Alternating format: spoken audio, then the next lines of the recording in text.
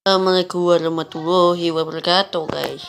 Kita akan reaksi lagi ke channel Isenda, yaitu setelah melihat kurbo itu kemudian Dajjal ya guys. Tapi coba like, subscribe, komen, share dan loncengnya, dan jangan lupa puasa juga. Oh ya, jangan lupa channelnya juga Isenda, jangan lupa like, subscribe, komen, share dan loncengnya. Mulai aja. Pada saat itu, kaum muslimin masih menenteng senjata dan dipimpin langsung oleh manusia pilihan Allah, yaitu Imam Mahdi. Tapi begitu mendengar isu jika Dajjal keluar, maka mereka langsung pulang ke rumahnya masing-masing. Padahal jika dipikir secara logika, mereka ini pasukan siap tempur dan jumlah mereka masih banyak. Lalu kenapa mereka nggak sekalian aja memerangi Dajjal? Karena mereka ini orang-orang soleh yang patuh kepada perintah Nabi Muhammad yang dulu pernah mengatakan, siapa yang mendengar keberadaan Dajjal, hendaknya dia menjauh darinya. Karena mereka itu sadar, mereka itu hanyalah NPC, gak akan sanggup melawan final boss. Di rumahnya, mereka bersiap jika terdekat Dajjal muncul di suatu daerah, maka mereka akan lari menjauh dari daerah tersebut, bukan untuk melawannya. Nah, makanya kadang suka heran sama komentar yang kayak gini. Nanti kalau ada Dajjal datang, mau pura-pura aja jadi pengikutnya, lalu tusuk aja dari belakang. Padahal Imam Mahdi aja orang paling kuat dan paling soleh di masa itu nggak sanggup menghadapi Dajjal. Ini remah rangginang, solehnya nggak seberapa, Baywan sama teman seumuran pun belum tentu menang. Tapi sok-sokan mau nusuk Dajjal dari belakang. Wabah kelaparan. Ada ibu sebawa sama anak ceweknya sama bayi. Dia kehausan. Sabar ya Bu. Mama, aku sedang makan, Mbak. Lapar. Yang sabar ya Dek. Sudah 5 hari kita bersembunyi di sini. Gak ada yang bisa kita makan. Sabar. Sabar nggak bisa bikin anak-anak kita berhenti nangis. Sabar ya Bu, sabar. Lapar, Mbak. Lapar. Kita sih bisa sabar, Pak. Gak makan pun masih bisa bertahan. Tapi gimana dengan anak-anak kita? Sabar ya Bu. Sabar. Ayo nak, kita pergi aja. Jangan Bu, jangan. Jangan jadi pengikut Dajjal ini. Tuhanku. Ya elah, jadi ikut Dajjal. Terima kasih Tuhanku. Krisis Sebelum keimanan. muncul, kondisi keimanan orang-orang memang sudah banyak yang rusak. Di masa itu orang sudah jauh dari agama, banyak yang meninggalkan sholat. Semakin sedikitnya orang soleh dan sok susi orang aneh, sok alim, si pemilik surga. Perzinahan dilakukan secara terang-terangan. Pencurian dan perampokan sudah menjadi hal yang biasa. Tak punya nurani, orang dengan mudahnya membunuh orang lain tanpa ada rasa kasihan. Pada saat itu, sudah jarang orang yang mengingatkan akan bahayanya Dajjal. Di pengajian, di dalam ceramah, ustadz atau kiai sudah tidak ada lagi yang menyampaikan tentang Dajjal. Adapun yang berkisah tentang Dajjal, akan Dajjal, sehingga pada saat itu hanya dongeng. Iya Dajjal, bukan dia orang baik. Kondisi yang seperti itulah waktu yang pas bagi Dajjal untuk bantuan kemanusiaan. ketika Dajjal muncul, banyak orang yang langsung mengikutinya. Orang sudah tidak peduli lagi apakah dia beriman atau murtad. Karena yang dipikirkan kebanyakan manusia ketika itu adalah selamat dari bencana kelaparan.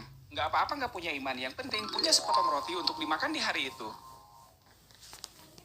Bagian dari teman-teman ada yang menyaksikan. Emang tahu dari mana jika nanti aku akan nggak baca kelaparan? guys. Ini hadisnya. Kami bersama Nabi Shallallahu Alaihi Wasallam di rumah beliau. Maka beliau bersabda, di tahun ketiga sebelum munculnya Dajjal, langit menahan sepertiga air hujannya dan bumi menahan sepertiga tumbuhannya. Di tahun kedua sebelum keluarnya Dajjal, langit menahan 2/3 air hujannya dan bumi menahan 2/3 tumbuhannya. Setahun sebelum keluarnya Dajjal, langit menahan seluruh air hujannya dan bumi menahan seluruh tumbuhannya. Sehingga tidak tersisa satu makhluk pun yang berkuku, kecuali pasti akan mati. Hadis riwayat Ahmad. Hadis ini menggambarkan akan ada kemarau panjang yang membuat dunia dilanda wabah kelaparan. Namun bisa juga maksudnya adalah terjadinya krisis global atau perekonomian dunia yang hancur, atau kesulitan yang terjadi karena perang berkepanjangan. Yang intinya membuat kebanyakan manusia di dunia ketika itu kesulitan mendapatkan makanan. Aku sih milih yang ke alam itu ya, bagi-bagi makanan.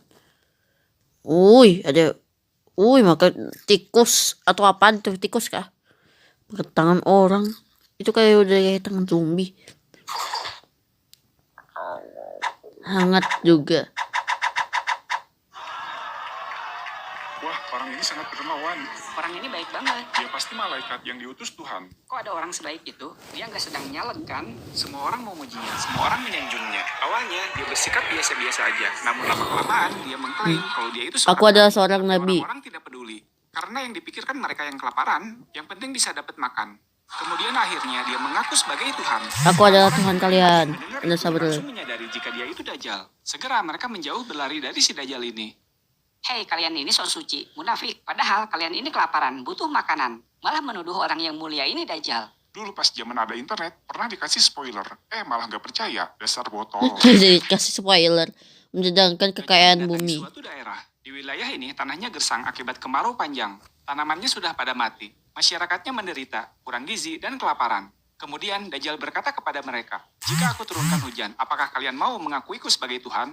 Mereka pun mengiyakannya. Maka gak lama kemudian turunlah hujan deras. Orang-orang menganggap ini sebagai mukjizat. Bagaimana Mukjizat, selama pala ini bapak mereka menderita, kau. putus asa Dan akibat tapi bencana mungkin kekeringan aja yang tak tuh. tahu kapan berakhirnya. Maka mereka pun bersujud menyembah si Dajjal ini. Bukan hanya menurunkan hujan saja, si Dajjal pun mendatangkan kembali ternak What the mereka. hell, Badannya gemuk kenapa dan bisa reaksinya kayak di deras. Minecraft aja bisa masuk? Bayangkan hari ini aja ada Seperti orang yang di ngaku bisa Konoha. menahan hujan, padahal hanya kebetulan. Tapi banyak sekali yang menjadi pemujanya. Dan menganggap Indonesia apa yang dilakukannya soalnya sebagai ini keajaiban. kebanyakan logika Sama mistik tipuan guys. kecil saja bisa percaya.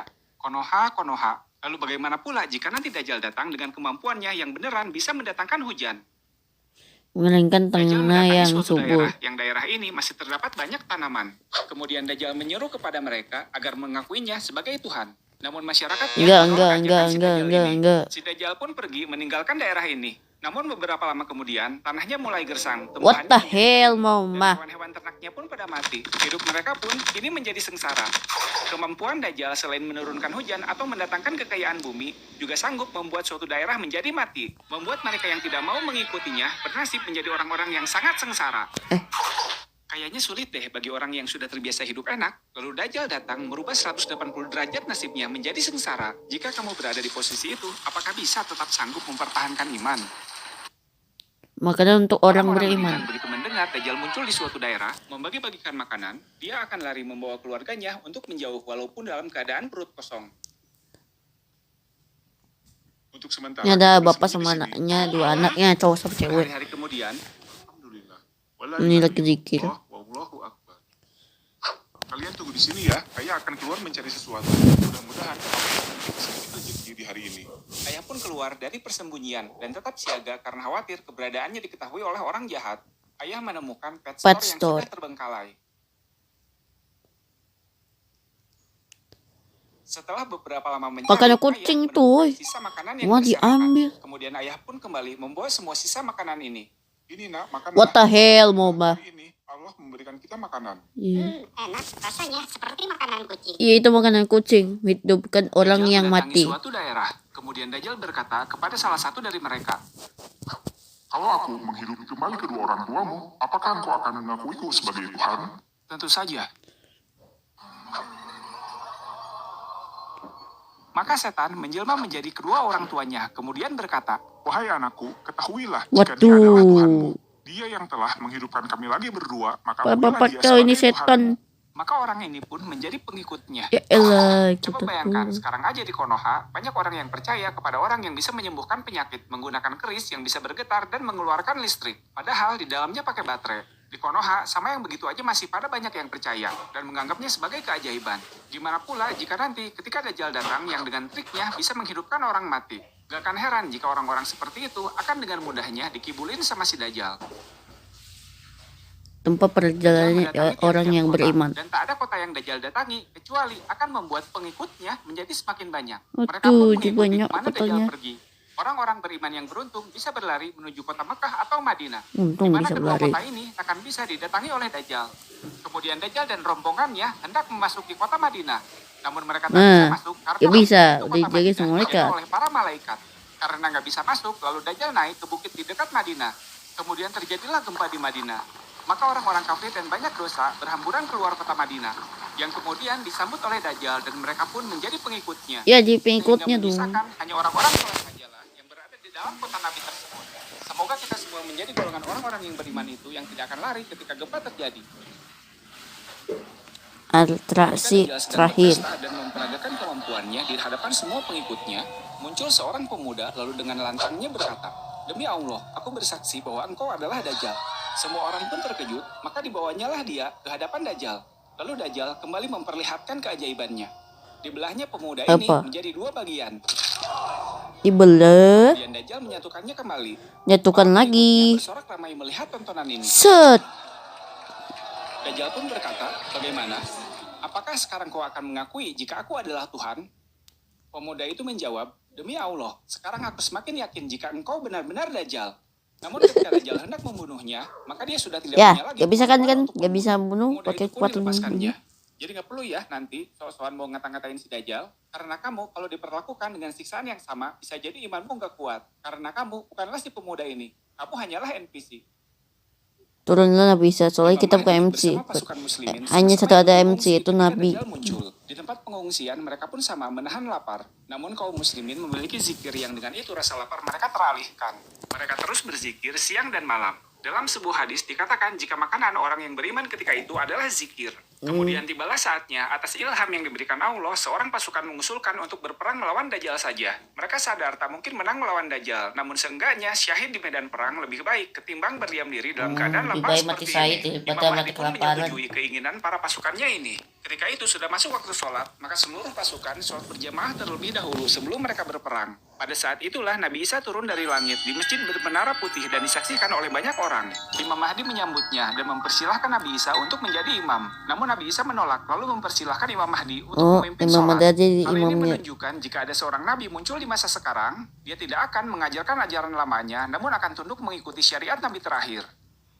Final boss Kedua Dajjal. pasukan besar berhadap-hadapan. Pasukan muslimin dipimpin oleh Imam Mahdi dan pasukan Yahudi dipimpin oleh Dajjal dan diikuti oleh semua pengikutnya. Tentu saja Dajjal dan pasukannya merasa berada di atas angin karena jumlah mereka yang lebih banyak. Selain itu, pendukungnya sangat yakin jika Dajjal itu tidak bisa dikalahkan karena dia Tuhan. Namun ketika Dajjal melihat di antara barisan Surprise, pasukan Battle muslimin Father. Nabi Isa, dia pun kaget, badannya gemetar, hampir-hampir tak bisa bergerak. Maka Dajjal mengeluarkan jurus pamungkasnya yang terakhir, Apa yaitu itu? lari. Oh, lari. Nabi Isa mengejarnya dan bisa mengikuti Lari ya kayak kemana Naruto. Dajjal ini berlari hingga sampailah Dajjal di Set. sebuah kota bernama Bablut. Di pintu gerbang kota inilah Nabi Isa nge-headshot What si Dajjal dengan nge-headshot? tombaknya. Menyadari bahwa Nge-shoot sosok yang dianggap kepala telah mati, keningnya. maka pendukung si Dajjal ini lari dari medan pertempuran. Tuhan kau mati. Pasukan muslimin mengejar dan memburunya. Mereka pun bersembunyi di pohon. Kita udah kalian sembunyi di sini, udah spoiler.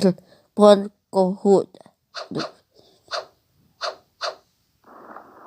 Hai pasukan muslim, kemarilah, mereka bersembunyi di belakangku. Ketahuan. Ini nih, di sini juga ada.